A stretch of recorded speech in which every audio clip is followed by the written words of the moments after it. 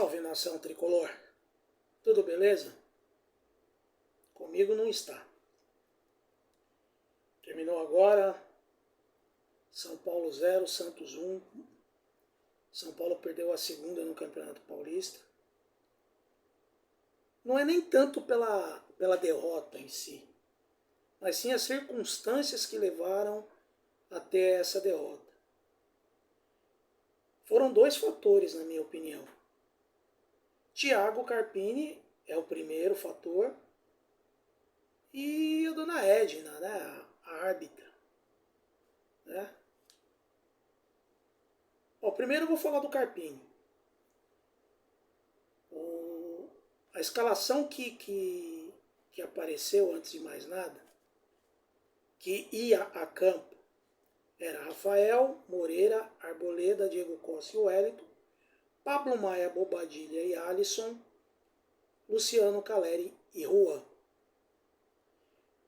Aí no aquecimento o Moreira sentiu.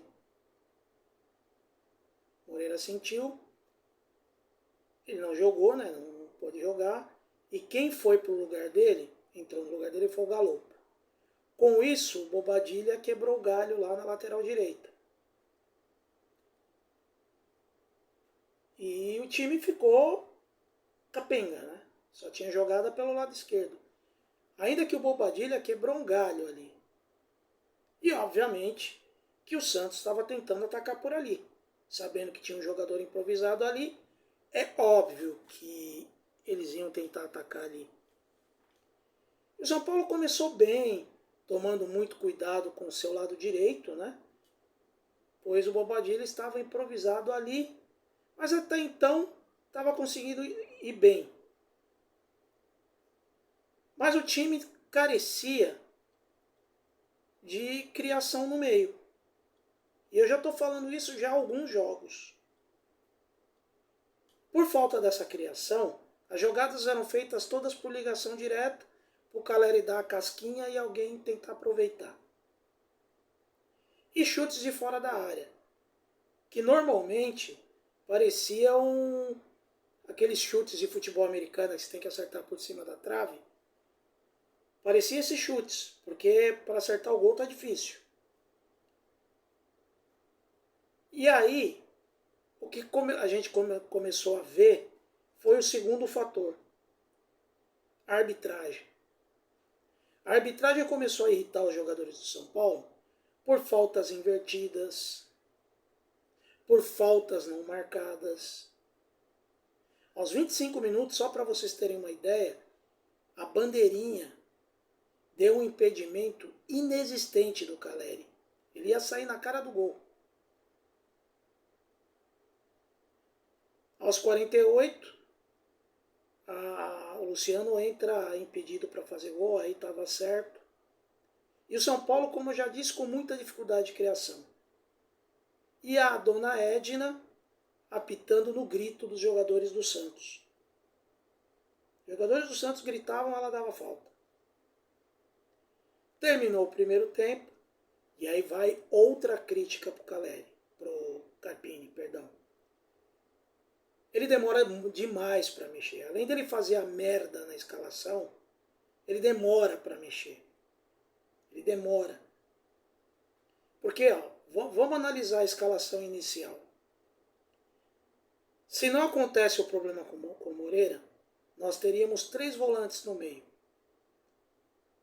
O Pablo Maia seria o primeiro, o Bobadilha seria o segundo, e o Alisson ia jogar fechando o lado direito. E o Juan ia auxiliar o Wellington no lado esquerdo. O Caleri, de que adianta você jogar, cruzar a bola na área se o Caleri nunca está lá dentro? O Caleri hoje jogou praticamente de ponta. E tudo isso é orientação do técnico. Galopo caindo pela esquerda. Bom, aí começou o segundo tempo. Como eu já disse, a lerdeza do Carpini fazer alterações, né, é difícil, né? Ele demora para ler o jogo, a fazer a leitura do jogo. E aí, aos 61, o lance do gol do Santos. um lançamento nas costas do Wellington. O Wellington ainda conseguiu alcançar na corrida, mas deu um carrinho imprudente dentro da área. Inicialmente, a Edna não ia dar nada. Só que o VAR chamou, ela foi lá ver e deu pênalti. O tal do Morello lá, parece um ET aquele maluco, bateu e fez o gol. 1-0. E só aí, só depois do gol do Santos, que o Carpini resolveu mexer. Que ele tirou o Galopo, que estava mal pra caramba, para colocar o Eric. O problema não era só esse, o Luciano estava mal, o Juan estava mal. Aos 71 minutos, ele tirou o Luciano finalmente para colocar o Ferreirinha e não mexeu mais. Não mexeu mais. E aí o São Paulo começou a pressionar, pressionar, pressionar. O Santos todo atrás. O Ferreirinha e o Eric entraram muito bem. Aos 87 minutos, um cruzamento do Wellington, aleluia, fez uma para ser lembrado. Ele cruzou, a bola cruzou a área todinha e encontrou o Eric do outro lado. Só que aí, mais uma vez, o VAR chamou, alegando que a bola bateu na mão do Eric na hora que ele empurrou a bola pro gol. E o que fez a dona Edna? Anulou o gol. Para terminar tudo isso, aos 96 minutos, ou seja, já no fim, né, uma bola cruzada do Bobadilla encontrou o Juan na pequena área e ele conseguiu cabecear por cima. Simples. Cabeceou por cima. O Juan é inimigo do gol, né? Resumindo, 1-0 Santos. São Paulo mais uma vez jogou mal. Como eu disse, com uma total falta de criação. Só joga no chutão. Carpini parece que não tem peito para tirar o Luciano do time. Que o Luciano já vem alguns jogos mal. Mal, muito mal. O posicionamento do Caleri, eu não estou conseguindo entender. Ele tem saído muito da área. E o Galopo, quando ele cai ali pelo lado esquerdo, ele também não funciona. Daqui a pouco vão falar que eu estou pegando no pé do Carpini, mas é mais fácil falar agora do que depois que tiver instalado uma crise aí. Bom, vamos falar as notas dos guerreiros aí. Rafael, gol de pênalti. Vou dar uma nota 6 para o Rafael. O Bobadilla até quebrou o galho na lateral direita, vou dar uma nota 6.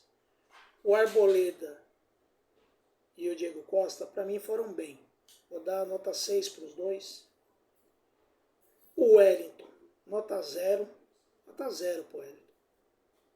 Um pênalti, o carrinho que ele deu foi totalmente imprudente.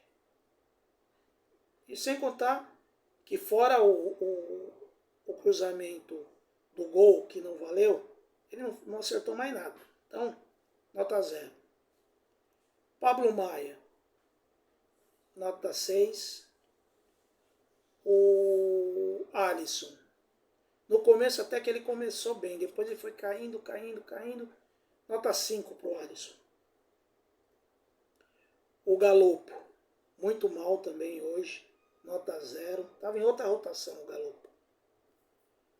O Luciano, nota 0 também, muito mal o Luciano.